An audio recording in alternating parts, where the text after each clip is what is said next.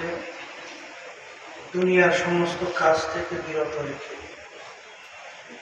উলামায়ে কেরামদের মজলিস, জাকিরিন, শাকিরিন, সাদিকিন, অনেক আল্লাহর খাস বান্দারাই মজলিসের মধ্যে আছে, যাদের সঙ্গে আমাদের জীবনের একটা সময় আল্লাহ রাব্বুল আলামিন কাটাবার সুযোগ করে দিয়েছেন। শুকরিয়া করেন সবাই বলি আলহামদুলিল্লাহ।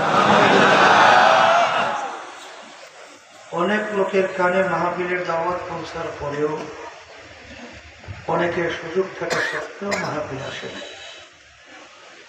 আবার তালাশ করলে দেখবেন বহু দূর থেকে কষ্ট স্বীকার করে আমার অনেক ভাইরা মাহফিলে পাগলের মতো সুইটা চলে আসে। মান যাত্রা বজাদা যে যে জিনিস পাওয়ার জন্য চেষ্টা করে ওই জিনিসে পাইয়েও যায়।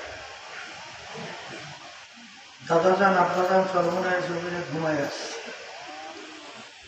আমার আব্বাজান বলতেন হলেও 50 লক্ষ নেকি এরকম জমা হতেই পারে না।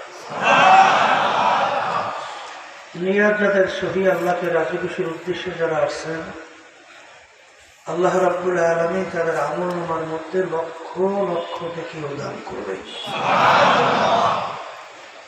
একটা নেকির মূল্য সম্পর্কে আল্লাহ রাসূল সাল্লাল্লাহু আলাইহি ওয়াসাল্লাম বলছেন, অহুদ পাহাড়কে ইঙ্গিত করিয়া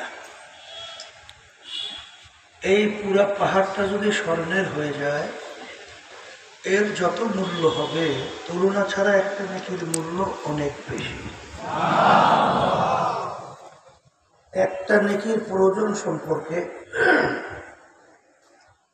আল্লাহ রাব্বুল আলামিন কোরআনুল কারীমের ভিতরে বলছেন, আমান ইয়ামাল মিসকালা যাররাতিন মিন আখিহি ওয়া উম্মিহি ওয়া আবিহি ওয়া সাহিবাতিহি ওয়া বানিহি লিকুল্লি ইমরিইন মিনহুম ইয়াওমাইযিন শা'নুন ইউগনিহি।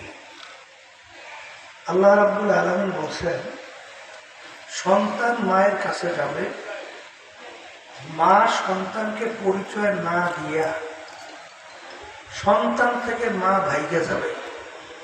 মা কি করবে? তার থেকে ভাগবে।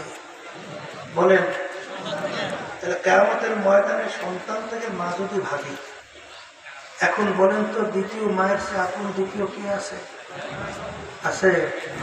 তাহলে মাই যদি তাকে কিয়ামতের ময়দানে পরিচয় না, তাহলে অন্য কেউ পরিচয় দেবে, নেকি দিবে, চিন্তাও করা যায়? যায়? যায়? কিয়ামতের ময়দানটা কেমন হবে শোনেন না? ওয়ায়াকুলু ইব্রাহিম খলিলুল্লাহ নাফসি, ঠিক না?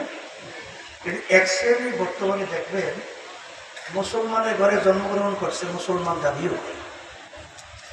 আমাদের এই কথা শোনার পরে তারা কিন্তু মিসকি মিসকি হাসবে, একজন আর একজনের গায়ে টিটকেরি মেরে ডইলে ডইলে হাসতে হাসতে পড়বে। কথা ঠিক কিনা? এরা হলো বস্তুবাদী। এরা বলতে চায়, যা দেখি না দু নয়নে বিশ্বাস করি না গুরুর বচন।